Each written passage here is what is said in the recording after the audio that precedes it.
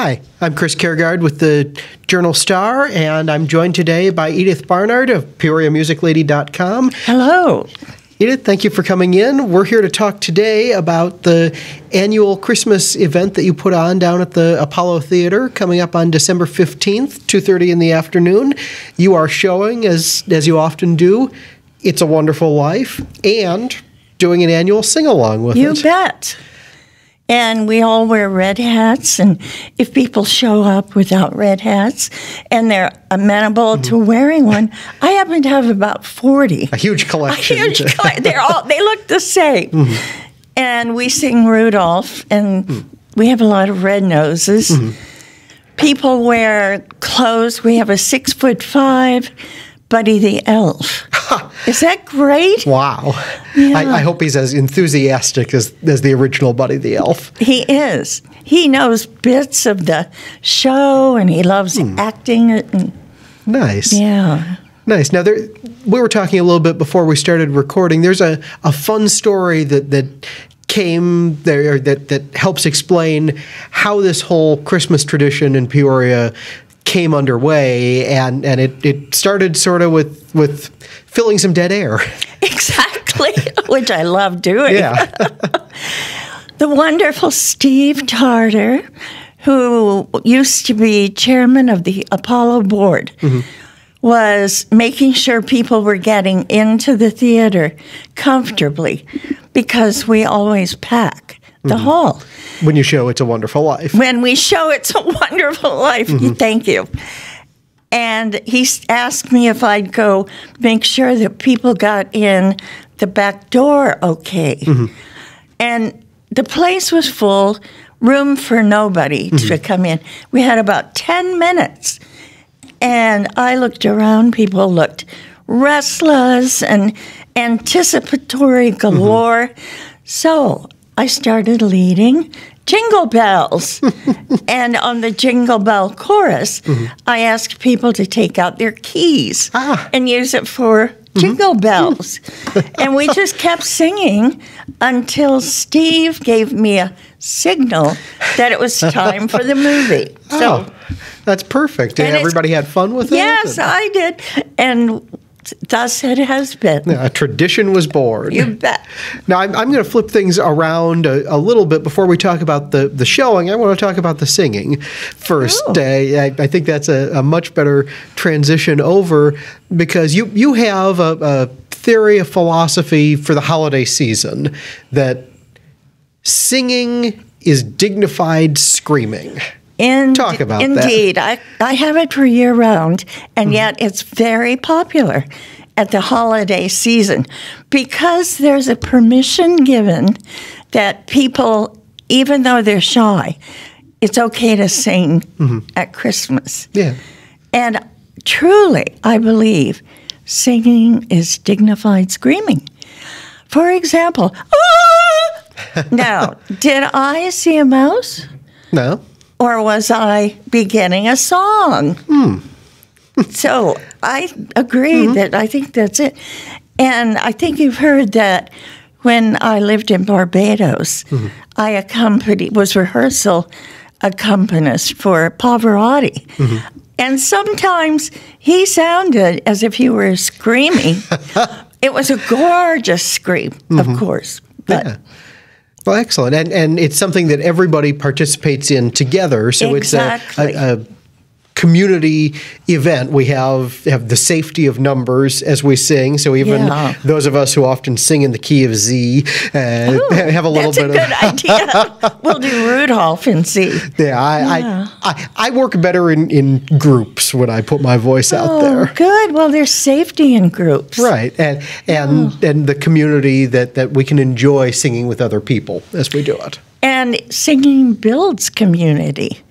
It helps people risk making a sound, screaming, having a good time, taking deep breaths, being able to talk with people between songs. It's just a jovial time. Good for our emotional and physical health. Oh, both. yes. Yeah. Those endorphins get released through singing. And the right and the left brain are activated at the same time. Okay. Is that great? So if people have had a stroke, singing is very helpful for recovery. I didn't realize. Yeah. It's interesting. People can sing if they've had a stroke, but sometimes they can't talk. Helps reestablish some of the connections or build more? Builds a bridge. Okay. Yeah. Interesting. Now, you're showing It's a Wonderful Life, which is, of course, a Christmas classic. People are used to the airings of it on television. Seeing it on the big screen is a little different. It's wonderful. Wonderful. Hey, go ahead. No, it's just, I have seen it maybe 10 times, and each time I discover something new. Now, there are some metaphors in there that strike you particularly and that you wanted to talk about, things that maybe we should be on the lookout for if we're down there at the event.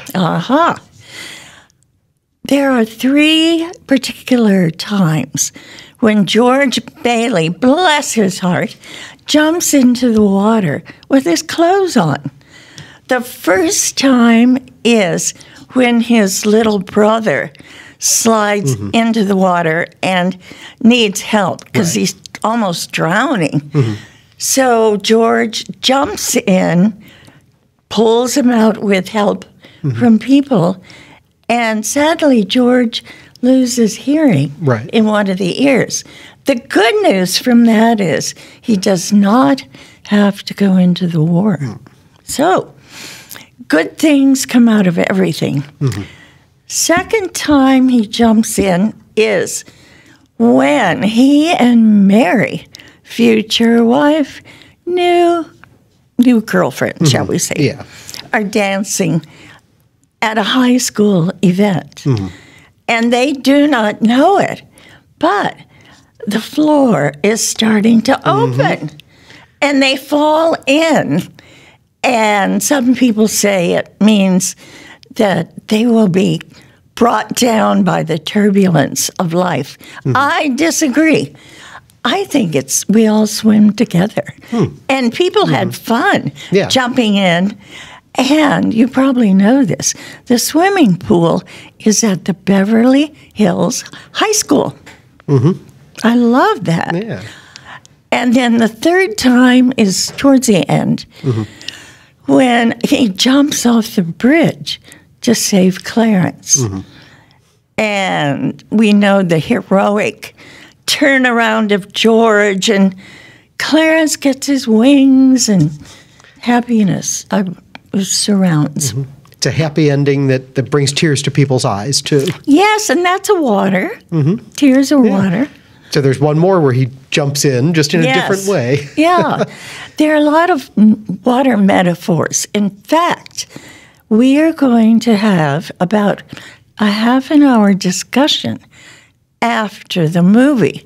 If anyone wants to come up front and talk with us, because people are always finding more water metaphors. For example, the waterfall that George invites Viola to see, and she doesn't like it.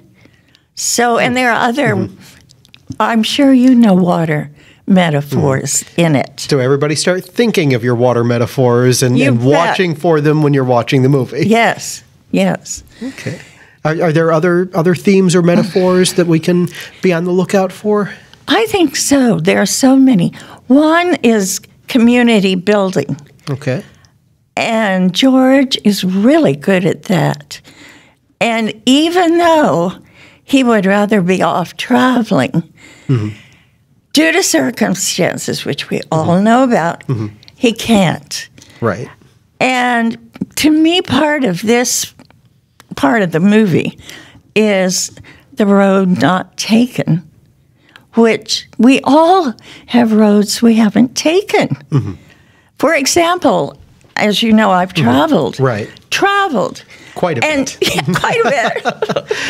And yet I've never had children.